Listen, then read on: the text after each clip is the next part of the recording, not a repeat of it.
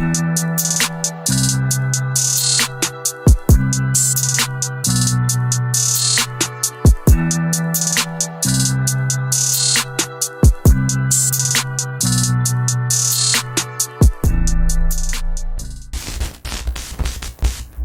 welcome to another episode of First Fam Radio. I am First Fam Chill. I have a special guest joining me this evening. She is an entrepreneur, super mom, owner of Ghetteau Brands INC. Please welcome to the show by a big round of applause for Miss Gennifer. Thank you for having me. Hi, everybody. Just for the listeners out there, where are you from? Give us a little bit about yourself for the viewers who may not know who you are, but they know the brand. Okay. Hi, everybody. Thank you so much. I want to say for having me on your show. This is a tremendous opportunity, and I hope your listeners become engaged and go shop. But I am a greater Trentonian by way of Somerset, and I've lived here for 20 years, raised my little family here, and I think that it's safe to say I call here home, here meaning Trenton. My first question, I guess I'm going to ask you tonight, what is Ghetteau Brands? Could you please tell us? What is the Ghetteau brand? It basically is for Black people of color who can identify with post-racial America and living as Black as we can, enjoying some of the same products and ideals that the more conservative market does, but also with a spin. And when I mean that, I mean it's for the culture, basically, but it has a shinier aesthetic. It's nothing that we can't access on the market. I wanted to tailor to Black people of color, so that we have a place to shop for our home goods and textiles and entertaining pieces that you would ordinarily run into for like a Martha Stewart or Oprah's brand even, but imagine it being for Black people by Black people. By Black people, definitely. By Black people. How did it get started, By osmosis, really. I was on the internet reading something, and I came across a post that had, I can't remember, one of these artists, and she looked really nice, but I also knew that this woman was ghetto. And I was like, oh, this is the Ghetteau. This is great. She's shiny. She's got all her jewels. And I typed it in the comment section, GHETTEAUX. And someone said, oh, Ghetteau. And it got a couple hundred likes in this particular blog post. And I was not prepared for that. So I just... Well, wait, don't cut you off. Now, you weren't trying to be throw a little shade at her when you said she was ghetto. Definitely not. I think it was one of the artists that I like. Okay, all right, definitely. I put the comment in, and it was, and I said, oh my God, I think I got something. And I attribute the EAUX to the O sound without sounding like just ghetto with an O. And it's really not ghetto. It's really just ghetto. Yeah. People will say ghetto, and I'm like, no, it's just ghetto. And it's like a fancy way. It's fancy. Saying ghetto. So we need that for the culture. You got 100 likes immediately in the comments. On the comment, and I said to myself, oh my God, I think I got something here. I don't know what I'm going to do with it yet, but I need to hurry up. And I think that day, or maybe the next day, I went and bought the domain, www.ghettobrandsinc.com. I set up the Facebook page.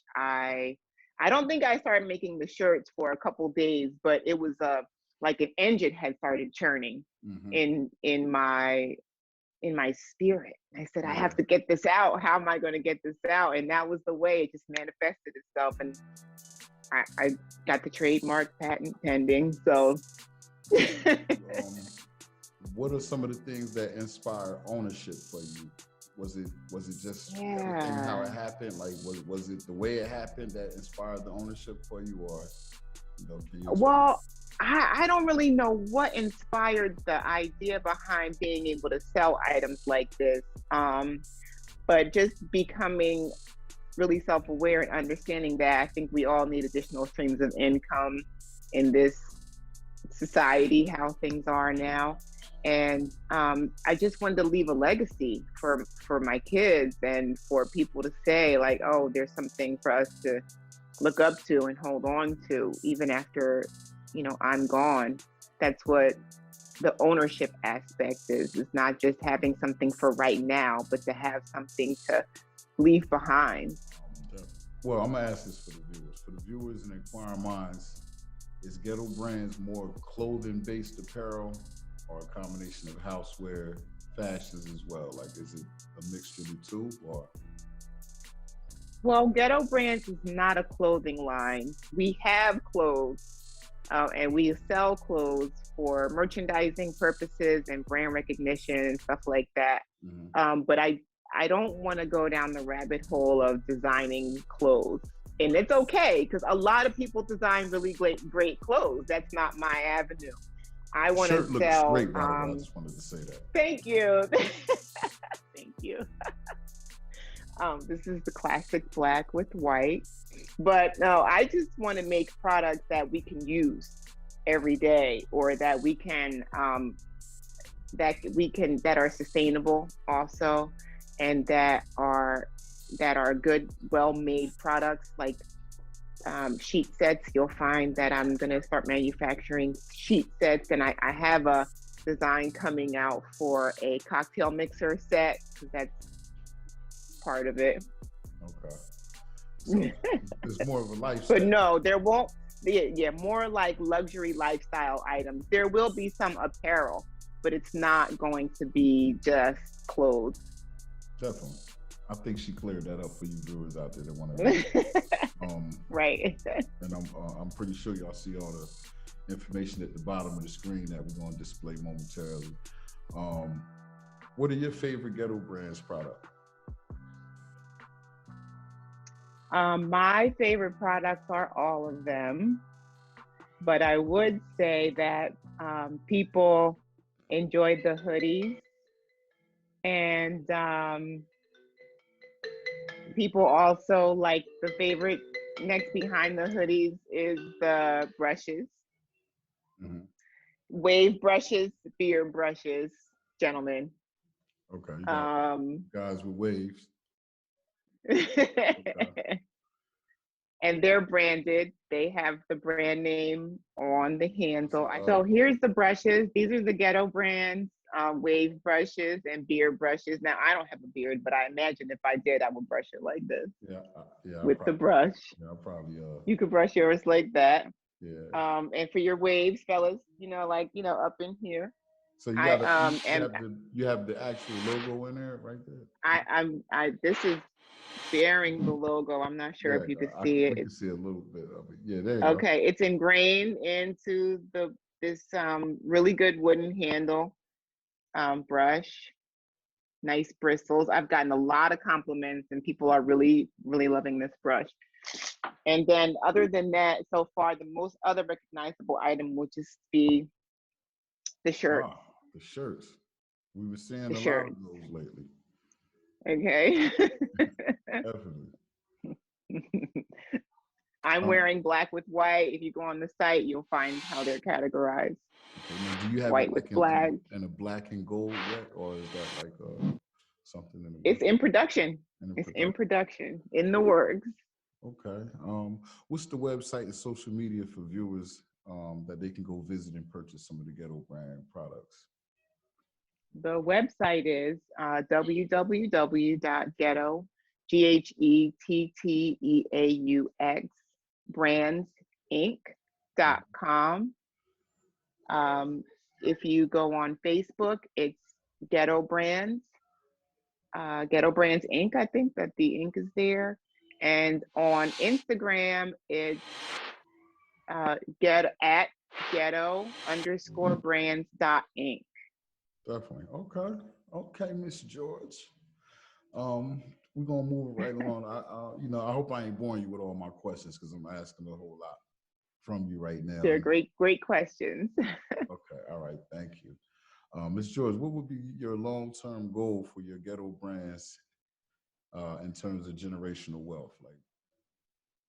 Like, I think it's important for me to see my kids impressed and proud. It's hard to impress them, but I will say that with the Ghetto brand, every time I come with something new or bring something out that I want to show or show off to them, they're impressed. So I think that having the opportunity to have a generation to leave something for is the number one blessing. And then after that is leaving something behind for them to enjoy and maybe live off of, is even better. Second to owning a home, what else can you give them? Some money to some things to sell. yeah. If you could have a major co-signer as an investor of your brand, who would it be? I would say if I had to have like somebody who was like a benefactor, I would say Damon John. Okay. He's the shark on Shark Tank. Mm-hmm. Mark Cuban, probably Steve Harvey, because he has a lot of money to invest in my idea and my brand. And I think that's probably where I would start.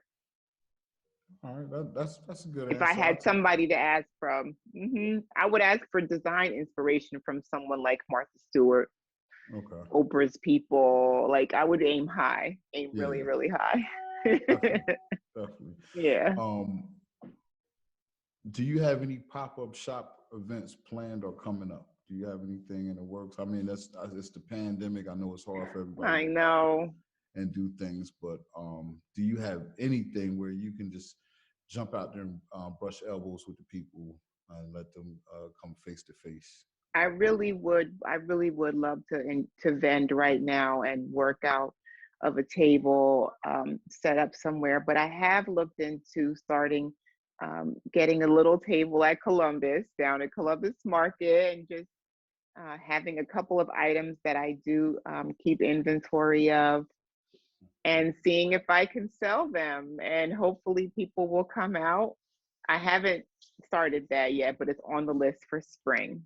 Definitely. And so I got one more question, and then we can go into anything that you want to put out there for us. How would you respond to taking your business overseas if the opportunity presented itself? I would certainly take the opportunity to grow the brand globally, so that we can be internationally recognized, not just on a national level. Yeah, it's an attainable goal. I would start, though, if I had to, probably on the west coast of Africa, where we are known. Who knows? I mean, who knows? You have a site and a brand that people could just tap in from around the world and get your product. It could be in their homes. That's right. It could be shipped anywhere internationally. Anywhere internationally. Yes. So for everyone that's listening, everybody that's watching, I encourage you to go check out Ghetto Brands. I'm gonna ask Ms. George to go ahead and put the website out there again, and how you guys can follow her on social media, Facebook.